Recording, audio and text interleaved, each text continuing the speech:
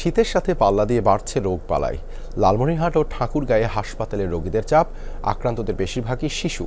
Pneumonia, সর্দি, জ্বর সহ নানা রোগে ভুগছে তারা। শয্যা সংকটের সাথে অপরিচ্ছন্ন পরিবেশে বাড়ছে কষ্ট। লেবুর সুঘ্রাণ আরো বেশি, ত্বকের যত্ন আরো বেশি, চলে আরো বেশি। আপনার পকেটে কি বিদেশি না বাংলাদেশি? লালমনিরহাট সদর হাসপাতাল। আউটডোরে রোগী ও তাদের স্বজনদের ভিড়, লম্বা লাইন। ভর্তিও হচ্ছে অনেকে। আক্রান্তদের বেশিরভাগই শিশু আর বৃদ্ধ। নিউমোনিয়া, সর্দি, কাশি সহ ঠান্ডাজনিত নানা রোগে ভুগছে তারা। শিশু ওয়ার্ডে রোগীর চাপ সবচেয়ে বেশি। অব্যবস্থায় বাড়ছে কষ্ট। টিকিট কাটছি, লাইনে দাঁড়াচ্ছি, তা এখনো লাইন শেষ হয় নাই। বাবু একটু বেশি সমস্যা, ঠান্ডার কারণে নিউমোনিয়া হয়েছে, শ্বাসকষ্ট, আর ওর পাশাপাশি আগে থেকে খিঁচুনি ছিল। এখানে যেগুলো আমাদের ওষুধ আছে সেগুলো এখান থেকেই পাচ্ছি, আর যেগুলো নাই আমরা বাইরে থেকে নিয়ে আসি, এখানে ওনাদের কাছে সেবা নিচ্ছি। চিকিৎসকরা বলছেন শীতের সাথে পাল্লা দিয়ে বাড়ছে রোগবালাই। পার্শ্ববর্তী কুড়িগ্রাম থেকেও আসছে অনেক রোগী। আউটডোরে প্রতিদিন গড়ে সেবা নিচ্ছে 800 থেকে 900 রোগী। জরুরি অবস্থা যাদের, তাদের ভর্তি করা হচ্ছে হাসপাতালে।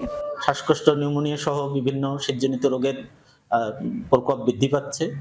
আমাদের হাসপাতালেও রোগীর সংখ্যা বৃদ্ধি পাচ্ছে, তবে সেটা আমাদের নিয়ন্ত্রণের মধ্যে আছে এবং আমাদের এই শীতজনিত রোগের যেসব ওষুধপত্র দরকার সেগুলো আমাদের সাপ্লাই আছে। উত্তরের আরেক জনপদ ঠাকুরগাঁও। জেলার 250 শয্যা হাসপাতালের শিশু ওয়ার্ড 45 শয্যার। তার বিপরীতে ভর্তি রয়েছে প্রায় 150। বহির্বিভাগে রোগীর চাপ আরো বেশি।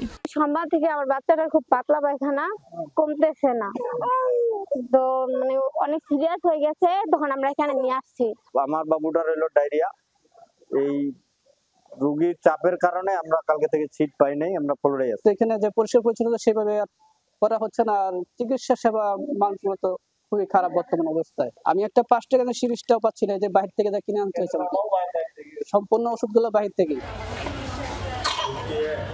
চিকিৎসকরা বলছেন আক্রান্তদের বেশিরভাগই শিশু, তাই সন্তানদের সুরক্ষায় অভিভাবকদের আরো সচেতন থাকার তাগিদ দিচ্ছেন তারা।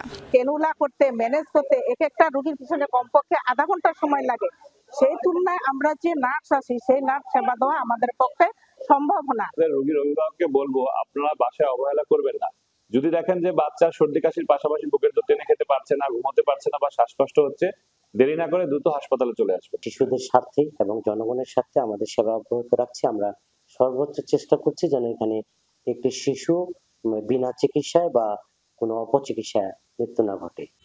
সকালে কনকনে ঠান্ডার সাথে হিমেল হাওয়া, সাথে থাকছে ঘন কুয়াশাও। সাবরিনা লিজা, যমুনা নিউজ।